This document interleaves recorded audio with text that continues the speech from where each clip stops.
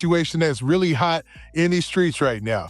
Now, NLE Choppa has been on this tirade in hip-hop where he's dropped music videos, he's dropped diss songs, all aimed at NBA Youngboy and pretty much your camp. You know what I mean? He's dissing NBA Youngboy, I think, on several videos in different types of interviews or whatnot, or different statements he's made. And it looks like he really, really wants to smoke with NBA Youngboy in the rap arena. Now, this turned into a weird situation where you had NLE Choppa actually run into NBA Ben 10 and OG3. Now, it was alleged that NLE Choppa, and this is his own words, had a weapon on him. And that NBA, that if, he would have really went there if Ben 10 and OG3 would have approached him in that situation. Now, at first, this starts off as a beef, man. When you saw NLE Choppa going at NBA Youngboy, what did you think about that? Attention. That's attention, babies cry for attention, you're just yelling out for attention.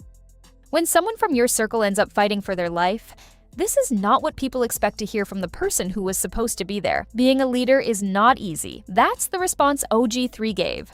Not a denial, not an explanation of where he was or what he did, not a direct answer to anything being said about him. Just that one line, delivered in a way that was supposed to sound like wisdom, but landed like an admission.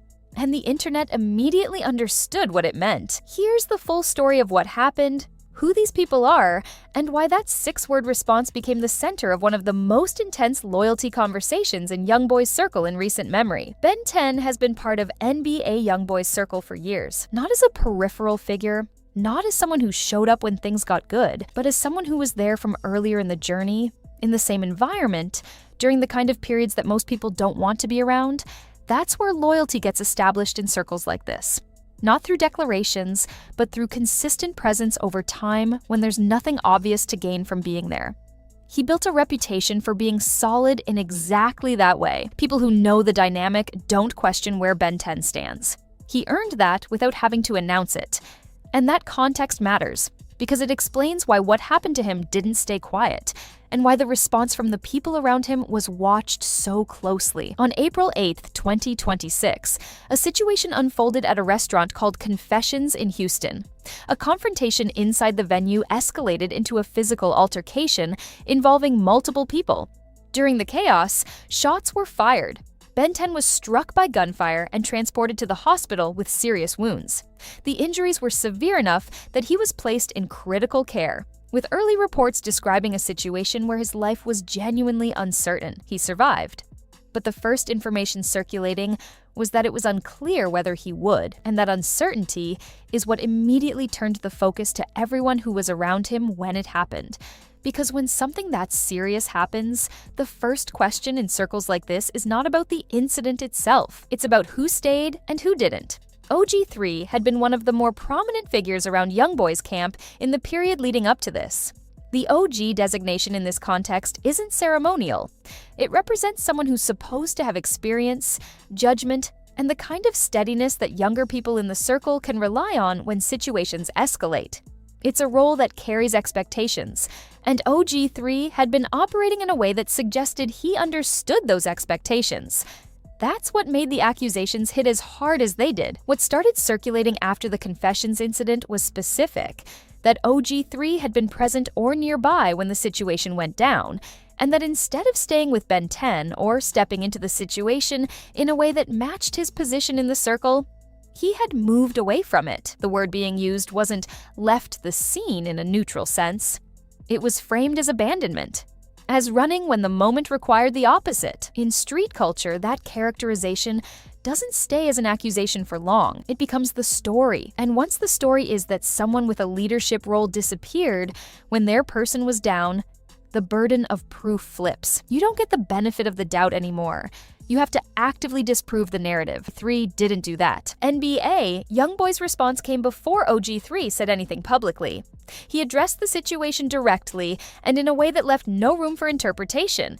He called OG3 out by name and accused him of not holding his position when Ben 10 needed it most.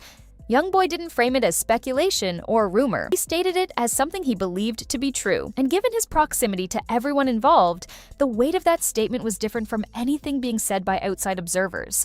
What made that call-out particularly significant is that Youngboy doesn't typically move this way toward people inside his own circle without cause. Public accusations like that towards someone you've built with carry permanent consequences for the relationship. And he made that move anyway, which tells you how seriously he viewed what OG3 had or hadn't done. At that point, all attention turned to what OG3 would say. This was his window. He could have explained exactly where he was, what he did, why the perception didn't match the reality. He could have denied the specific claims that Youngboy had made. He could have addressed Ben 10 directly and put something concrete on the record. Instead, he said, being a leader is not easy. The internet's reaction was immediate and almost unanimous, because that line doesn't deny anything. It doesn't place OG3 at the scene in any specific capacity. It doesn't address the claim that he left. What it does is acknowledge that being a leader involves difficulty, which is an extremely specific thing to choose to acknowledge when someone is accusing you of failing to act like one. It sounded like a statement designed to appear reflective while actually saying nothing that could be checked against the facts. And people recognized it for exactly that. Comments and clips spread instantly. The line became a meme within hours, not in a way that created sympathy for him, but in a way that hardened the perception that he had been caught. Being a leader is not easy. Became shorthand for the kind of statement someone makes when they can't tell the truth and don't want to tell a lie directly. What OG3 didn't say mattered as much as what he did. He didn't say he stayed. He didn't say he tried to help. He didn't say the accusation was wrong. In a situation where silence on those specific points gets interpreted as confirmation, choosing a philosophical deflection instead of a direct response is itself a kind of answer. The damage to his reputation accelerated from there. The people who had respected his position in the circle, who had taken the designation at face value, started publicly questioning whether he had actually earned it. Because the expectation tied to that role is precisely that when things go wrong, you don't move away from it. You absorb the pressure. You stay with your people. You make decisions under stress that hold up when people look back at them. That's the standard. And once people believed he hadn't met it in this specific moment, every previous instance of him operating as a leader started getting re-examined through that lens. It doesn't matter how many times you get it right.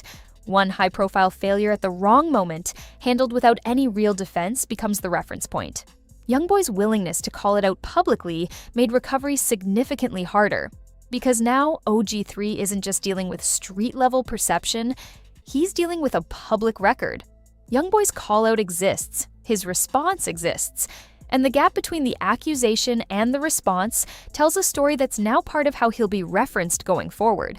Ben 10's recovery remained the most important part of the actual situation. Updates that emerged confirmed he had survived and was conscious, which was the outcome people were most focused on through all of the back and forth about OG3.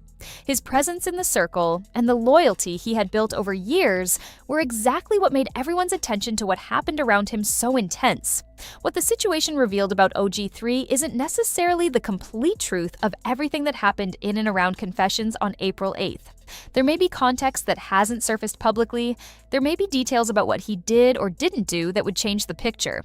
But in the absence of that context, and with Youngboy's direct accusation on the record, and 3's non-answer also on the record, perception has filled the gap. And in the world these people operate in, perception and reality function the same way until something definitively separates them. 3 had the opportunity to separate them.